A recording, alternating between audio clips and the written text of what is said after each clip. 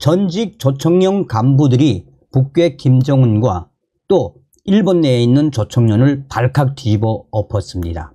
전직 조청년 간부들이 이번 일본 고등법원이 내린 판결은 역사적이며 나아가 초유의 조청년을 해체시킬 수도 있다라며 사실상 일본 고등법원의 판결은 역사적이며 획기적, 김정은과 또 조청년 최대의 위기라고 전하고 있습니다. 정성산TV 좋아요, 구독, 알림은 큰 힘이 되겠습니다. 전직 조청년 간부들 일본 법원 북송사업 판결 획기적, 북한 정권 조청년 압박 느낄 것, 제1북송사업의 관할 건을 일본에 부여한 도쿄 고등재판소의 최근 판결이 조청년과 북한 김정은 정권 모두를 압박할 것이라고 전직 조청년 간부들이 진단했습니다. 가족이 북한에 살고 있어 불만을 표출하지 못하는 조청년 회원들도 내심 판결을 반길 것이란 지적도 나왔습니다.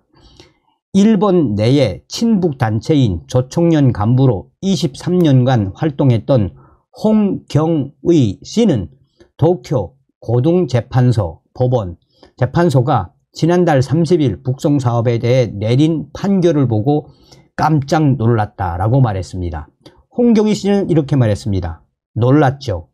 북한에 대해서도 일본의 재판 관할권이 있다는 그 판결은 아주 획기적이라고 생각합니다. 이번 법원 판결은 국제인권이라는 보편적 관점에서 북송 제1동포 문제를 보기 시작했구나 라는 겁니다. 일본 법원이 재판 관할권이 일본에 없고 공소시효도 만료됐다는 기존의 수구적 자세에서 벗어나 강제실종은 국제법상 공소시효를 적용하지 않는다는 국제보편적 인권 측면에서 북송사업을 바라보기 시작했다는 것입니다 라고 그는 말했습니다. 앞서 일본 도쿄 고등재판소는 10월 30일 가와사키 에이코 씨 등 북송사업 피해자 4명이 북한 김정은 정권을 상대로 제기한 4억엔 규모의 손해배상 청구 소송 항소심에서 원심을 깨고 북한의 불법 행위로 발생한 침해 전체의 관할권은 일본에 있다라고 판결했습니다. 북한 정부가 북한을 지상낙원이라고 선전해 제1한인들에게 북송을 권유한 행위와 이들이 북한을 떠나지 못하도록 막은 것은 별개가 아닌 연장선상의 인권침해로 전체 관할권이 일본 재판소에 있다라고 판시한 것입니다. 과거 조청년 킨키 지방본부 회장과 조청년 인권협회장을 지낸 홍경의 씨는 이번 판결로 북송사업을 전면에서 선동했던 조청년의 입장이 매우 난처할 것이다 라고 지적했습니다. 홍경의 씨는 앞으로 북한 당국에 대한 일정한 법적 압력이 되지 않겠습니까? 물론 반발하거나 모른 척 할 수 있겠지만 그래도 일본에서 그런 판결이 나온 것은 처음이니까 조청년도 김정은도 좀 곤란하겠죠. 과거 조청년 산하 조선대학교 교수 출신으로 조청년을 해부한 책 조선청년을 출간했던 박두진 코리아 국제연구소장도 이번 판결로 김정은과 조청년의 고민이 깊어질 것이라고 말했습니다.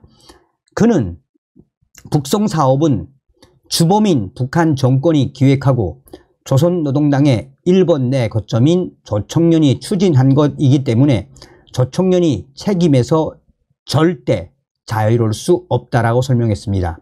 그러면서 그는 상당히 고민하고 있을 겁니다. 왜냐하면 이때까지는 일본 재판소가 이것을 재판하는 걸 받아들이지 않았기 때문에 자기들이 개입할 필요가 없었습니다. 그런데 이제는 일본에서 재판할 수 있다고 했기 때문에 재판이 진행되면 조청년이 여러 가지 이에 대해 싸워 나가야 합니다. 자료를 내라 하면 자료를 내지 않을 수도 없고, 한마디로 조총련은 최악의 상태, 최악의 악재입니다. 그러면서 누나와 부인의 가족 모두 북송선을 타고 북한으로 간 북송사업 피해 가족인 박 소장은 과거 조선대 교원 시절이었던 1972년 김일성의 환갑을 맞아 조총련이 펼친 충성의 선물 캠페인 선동으로 제자 200명을 북송한 아픔도 잇따라며 북송사업은 심각한 인권 침해 문제라고 강조했습니다. 박두진 소장은 이 사람들을 속이고 아주 지상낙원으로 사람들을 보내는 것입니다. 북한은 지상낙원입니다. 북한에 가면 모든 문제가 해결되고 위식주가 보장이 되고 공부를 하고 싶은 대로 공부하고 자기 희망대로 취직할 수 있다는 식으로 완전히 거짓말을 퍼뜨리고 운동으로 캠페인으로 사람들의 머리를 마비시킨 것은 조총련입니다. 그러면서 박 소장은 당시 많은 제1한인들은 조총련의 선전을 모두 믿지는 않았다라며, 그러나 일본 매체가 이에 동조하고 시민단체들과 여러 정당이 지지했고 북한에 다녀온 일본 사람들도 부정적인 말을 하지 않았기 때문에 동포들이 선전을 신뢰하게 됐다라고 전했습니다. 제1한인 3세로 조총련 산하 은행 지점장을 지낸 아버지의 영향으로 고등학교까지 조총련 산하 조선학교에 다닌 박향수 씨는 일본 고등재판소의 판결은 북한 김정은 정권의 책임이 있다는 점을 분명히 했기 때문에 강력한 법적 메시지가 있다라고 말했습니다. 박향수 씨는 이 많은 사람을 속여서 보냈지 않습니까? 자기네 가족도 보냈지만 그래서 남은 일본의 가족들이 얼마나 긴 세월 동안 고통을 겪었습니까? 말도 못하고 이 정신적, 경제적 고통, 그런데 그런 것에 대해 단 한 번도 사과를 안 했지 않습니까? 한 번은 꼭 청산을 해야 합니다. 저는 조총련이 한 번은 북송 사업에 대해서 공식 사과를 해야 한다고 생각합니다. 제일 동포들한테 반드시 해야 한다고 생각합니다. 박향수 씨는 조선학교 시절 북송 사업은 조총련의 엄청난 업적이자 실적으로 배웠다라고 회고했습니다. 그러나 북송 사업으로 북한에 정착한 외삼촌 가족을 보기 위해 어머니와 북한을 2번 방문하면서 그 심각성을 깨닫기 시작했다라고 말했습니다. 그러면서 이번 판결은 북한에 남아있는 북송 사업 피해자들에게 그들의 아픔을 대변하고 해결하기 위해 밖에서 사람들이 일하고 있다는 희망의 메시지이기도 하다라고 강조했습니다. 박향수 씨는 북송 사업이 일본에서 이렇게 크게 거론된 적은 없었습니다. 그래서 저도 그렇고 관계자, 가족은 그나마 우리가 잊지 않고 활동하고 있다는 게 북한에 있는 친척과 가족들에게 그나마 우리가 할 수 있는 최소한의 예의, 일, 그들에게 위로가 되지 않겠습니까? 아무것도 안 하면 잊혀집니다. 그렇게 허무하게 간 분들에게 최소한의 위로가 되지 않을까 생각합니다.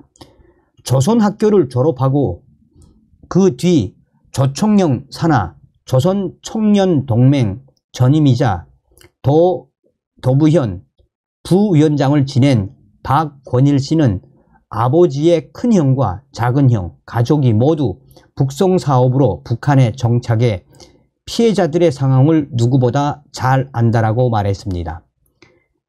이 박권일 씨는 특히 지난 1988년 평양으로 가 1년 동안 사상교육을 받기도 했었다라며 당시 북한에서 만난 큰아버지와 사촌 누나가 북한 체제를 조용히 비판했을 때 오히려 그들을 나무랐던 게 지금도 부끄럽다라고 회고했습니다.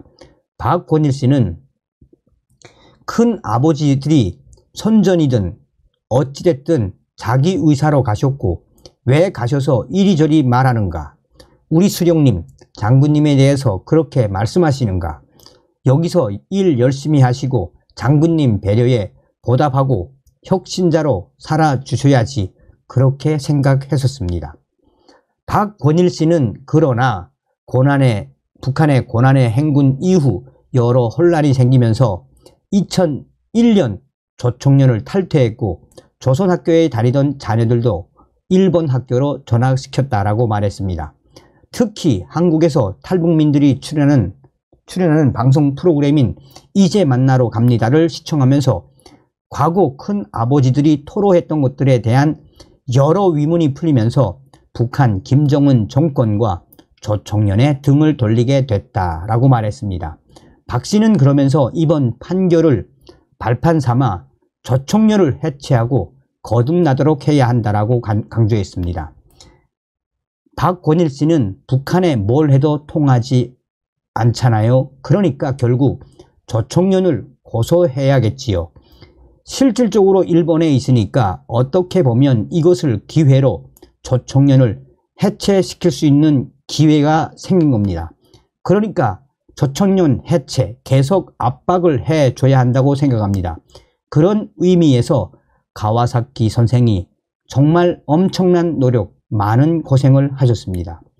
박 씨는 조총련이 모두 부정적인 것은 아니다라며 일본 내에 동포 단체 역할로 한정하면 한민족의 자존심을 세우고 가르치는 등 긍정적 역할도 했다라고 평가했습니다.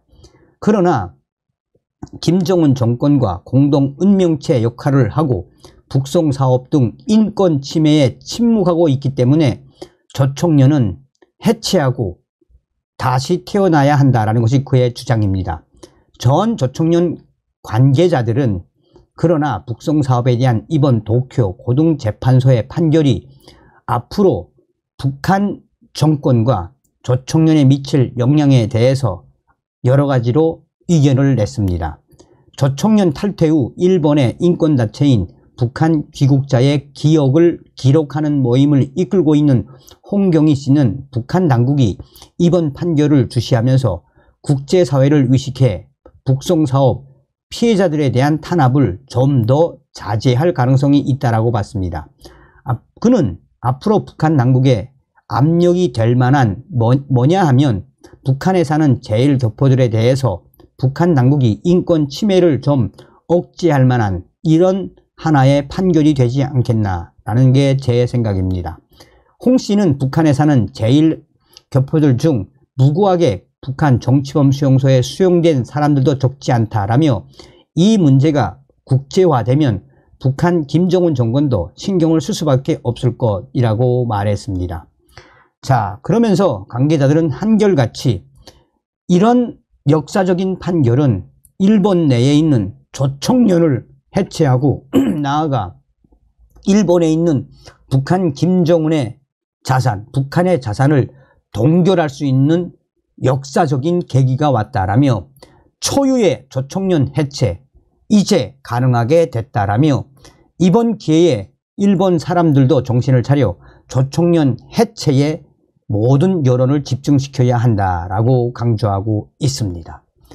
자, 여러분들은 어떤 생각이 드십니까? 저는 이 소식을 들을 때마다 우리 국군 포로들과 납북 어부들이 생각났습니다.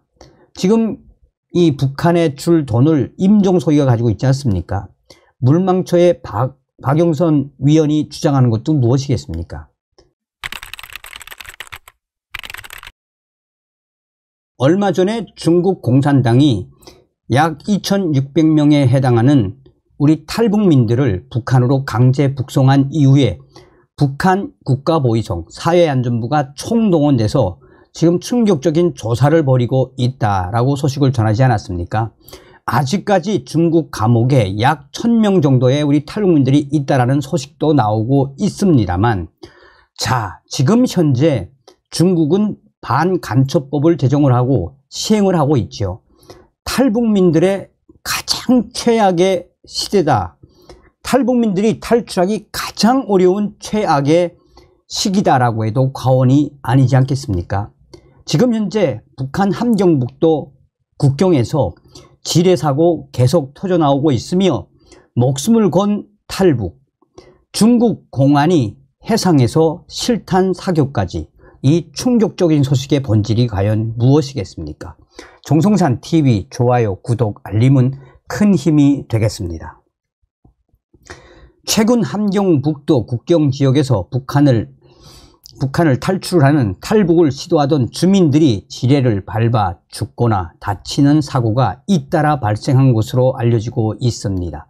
데일리 NK 함경북도 소식통에 따르면 지난달 중순께 함경북도 무산 국경 일대에서 지뢰 폭발로 두만강을 건너 탈북하려던 주민 5명이 사상하는 사고가 발생했다라고 데일리 NK는 전하고 있습니다.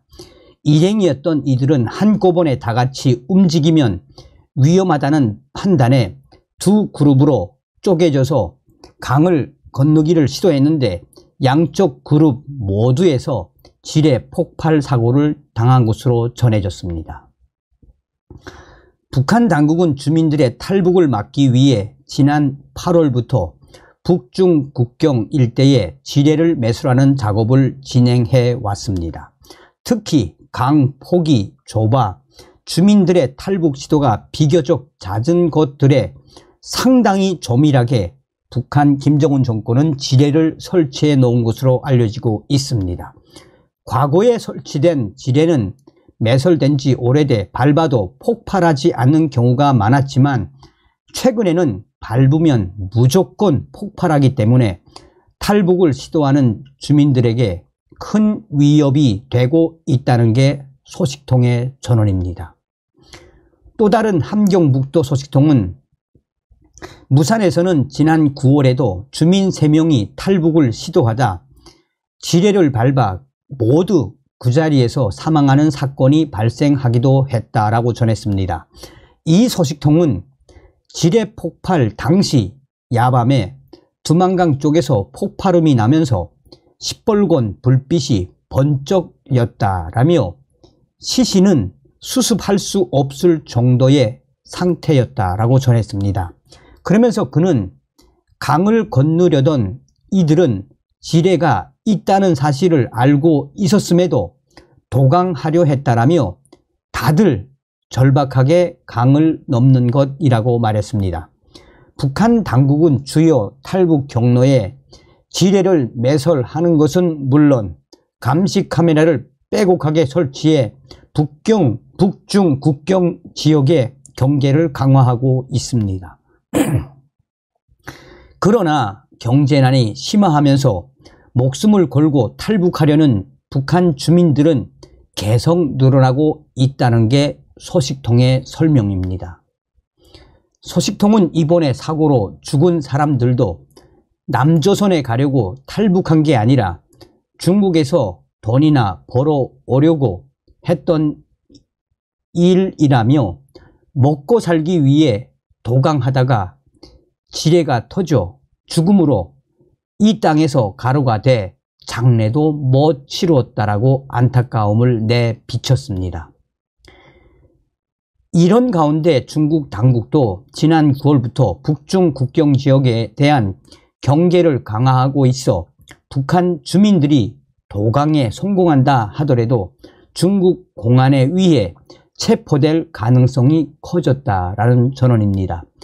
소식통은 사지가 멀쩡한 사람들이 오죽하면 죽을 각오로 조국을 떠나려 했겠느냐라며 장사할 미천이라도 있으면 그나마 먹고 살 수 있지만 그마저도 없는 사람들은 죽을 수 있다는 걸 알면서도 또 지뢰에 생명을 죽을 수도 있다는 걸 알면서도 떠나가는 것이라고 말했습니다.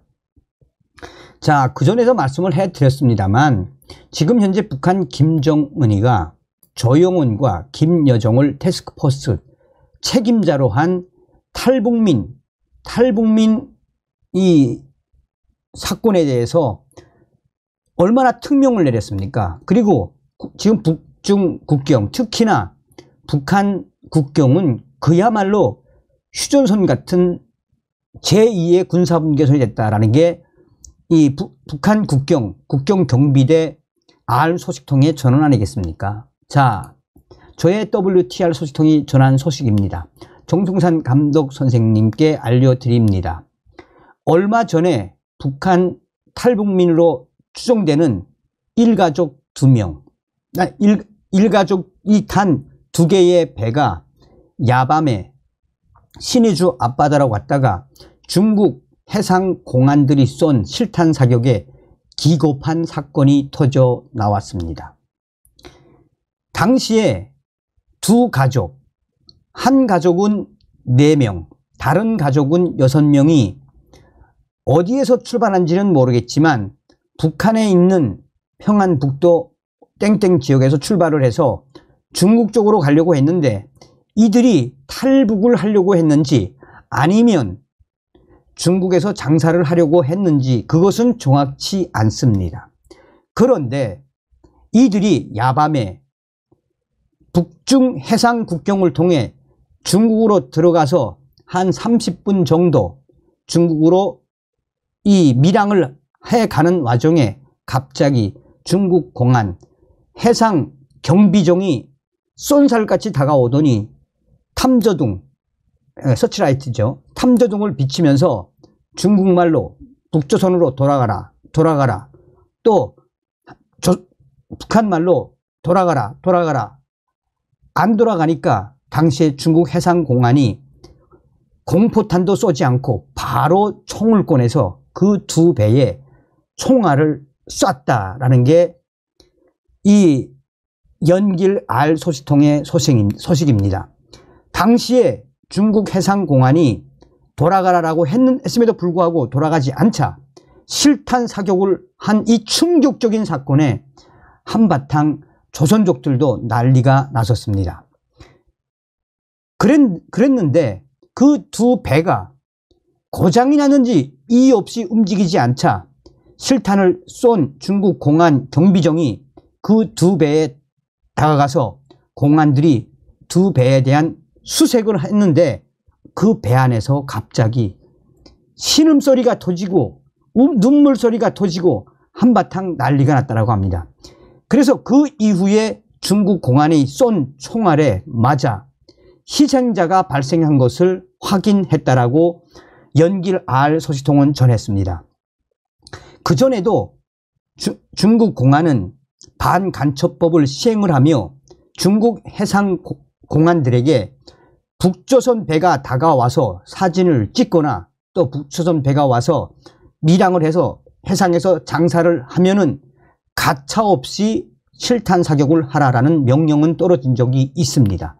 그런데 이렇게까지 일가족 4명과 6명이 탄 이 배를 해상에서 실탄 사격으로 중국 공안이 쐈는데 신음소리가 난 걸로 보아 희생자가 났다는 것이 연길 R 소식통의 소식입니다. 그런데 더 충격적인 것은 중국 공안들이 그 2배에 올라서 샅샅이 수색을 하고 분명히 희생자가 있음에도 불구하고 눈물, 통곡 소리가 터져 나옴에도 불구하고 다시 중국 경비정으로 가더니 밧줄을 꺼내와서 그 북한 2배를 묶고 또한 북한 배에는 총을 둔 중국 공안을 지켜서게 하고 그 배 안에 있는 북한 사람들 못 나오게 딱 숨겨놓고 잠시 후 2배를 끌고 중국으로 이 체포에 갔는데 어느 지역으로 갔는지 모른다라는 게 연길의 R 소식통이 전해왔습니다. 그래서 연길에 있는 R 소식통이 심양에 있는 한족 공안 간부에게 선전하러 돈을 좀 주겠으니 이 소식에 대해서 좀 구체적으로 알아봐 달라라고 했더니 오늘 소식이 왔습니다. 지금 며칠 전에 중국 해상 공안에 의해 무참하게 실탄 사격을 받은 그 가족들은 평안북도 땡땡 지역에 있는 일가족들이 분명하며 탈북하려고 나온 것도 아니고 또한 중국 북중 국경에서 밀수하려고 나온 것도 아니고 그 2가족은 어떻게 하든 밤에 고기잡이를 하기 위해 어떻게 하든 고기잡이를 하려고 나왔는데 밤이 깊어서 이 두 가족이 저녁을 먹으면서 술을 한잔하고 자고 있다가 배가 어찌어찌 하다 보니 중국 쪽으로 또 내려갔는데 이게 한바탕 중국으로 밀양처럼 보여졌기 때문에 이런 충격 사태가 터졌다라고 심양에 있는 R 소식통이 전해왔습니다. 다행스러운 건 그 두 가족 중에 중국 공안에 의해 총알을 맞은 사람들은 있지만 크게 다치지 않았다라고, 그거는 참 다행이다라고 전했습니다. 이들이 지금 조사 중에 있으며 중국 공안은 이들을 이 병치료를 해줬다며 자칫 잘못했으면 엄청난 대형 사고로 퍼질 수 있는 사고였다라고 R 소식통은 전해왔습니다. 여기서 또 다행인 것은 원래 북한은 일가족이 배에 올라서 조업을 못하게 하지 않습니까?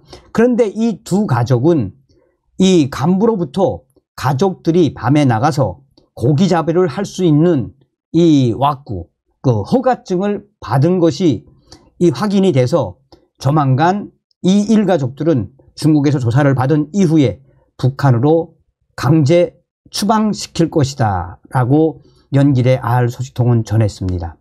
여기서 핵심으로 강조하자면 지금 현재 중국 공안은 또 이 해상뿐이 아니라 육상에 있는 중국 공안들도 이제는 탈북민들 보면은 체포하고 감옥에 보내고 또 수색을 해서 이 탈북민들 감옥에 보내는 게 일상화됐으며 실제로 탈출에 성공해서 중국으로 뛰었다, 탈출에 성공했다 하더라도 중국 간첩 이 시행 때문에, 반간첩법 시행 때문에 중국 전역에 있는 CCTV 때문에 탈출에 성공하기는 매우 힘듭니다. 그리고 탈북민들에 대한 탈출 비용도 엄청나게 뛰어 올랐습니다. 어떤 생각이 드십니까? 대한민국에 태어나심을 감사하십시오. 다음 시간에 뵙겠습니다. 별공. 정성산TV 좋아요, 구독, 알림은 큰 힘이 됩니다. 후원해주시는 모든 분들께 가열차게 멸공.